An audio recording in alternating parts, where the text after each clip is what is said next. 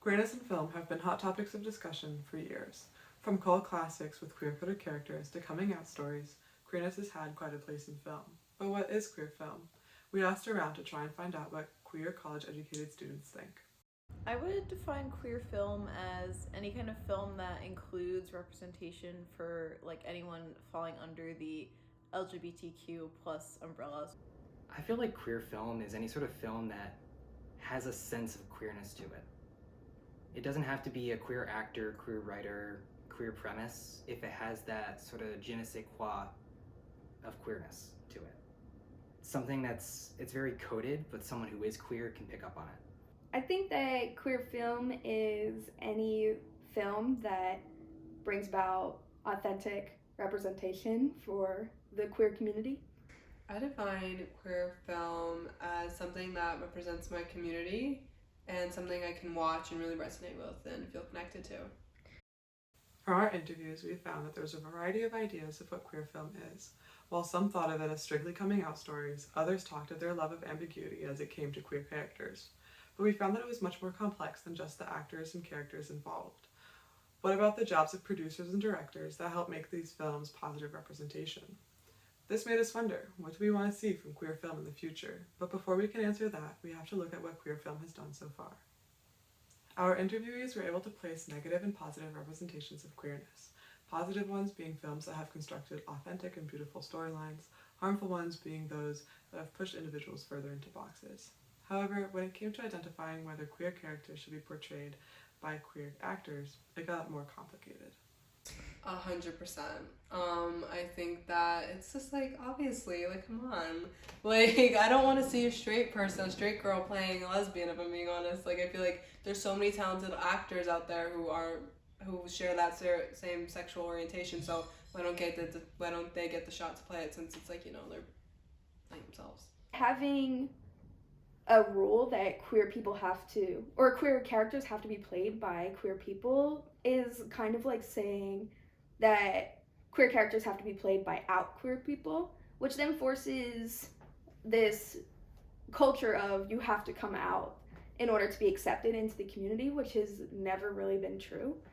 And I think that it would be a really shallow perspective to force queer people into queer roles and straight people into straight roles. I think talking about whether queer characters should be played by queer actors is kind of like a tricky situation because like my instinct is to say yes because you want like those people to have representation, but also the flip side of that is I think like it kind of forces people's identities to be really interrogated and questioned and might like be negative for people who aren't ready to come out yet. I don't think it's a hard yes or no, because certainly when an actor can bring something from their own personal life into a piece, into a part, then it can just only expand.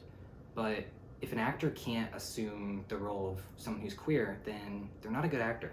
If they can't take something from outside of them and sort of go into that persona, then really they're just playing themselves in every part. And I like when someone can sort of dissect externally what they see as queer and bring it into a part.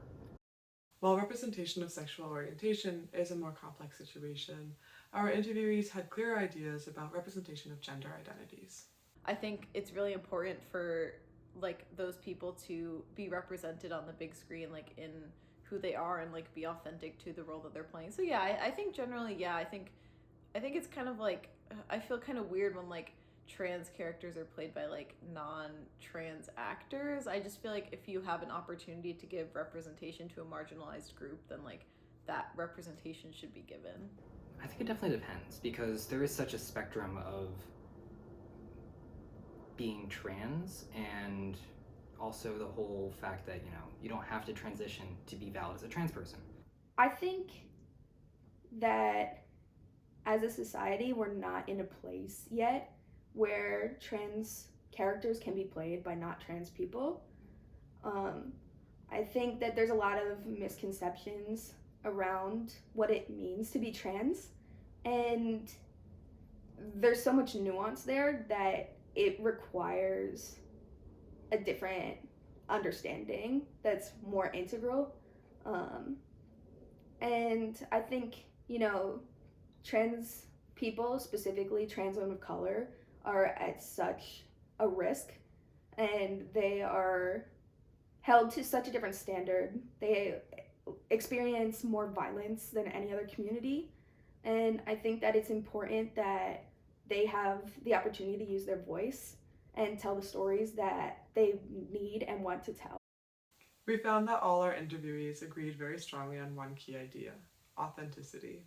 I think it's the sole responsibility of directors, producers, and writers to tell the most authentic stories that they can, to do their research if they aren't a member of that community, or to really tell stories that are integral to them. I think it is really important that I don't think that it comes down to the actor specifically, because any actor has the capacity to play a really powerful role. But I do think that casting is an important part of, you need to understand your character so well that when you see the person that's right for it, you just know. I think it's their job to find someone to be in the running. If they're doing a casting call for a trans person and they're not calling any trans people, there's an issue there. But ultimately, the part should go to the best person for that part. And it should really be about the chemistry and how well they can embody that character.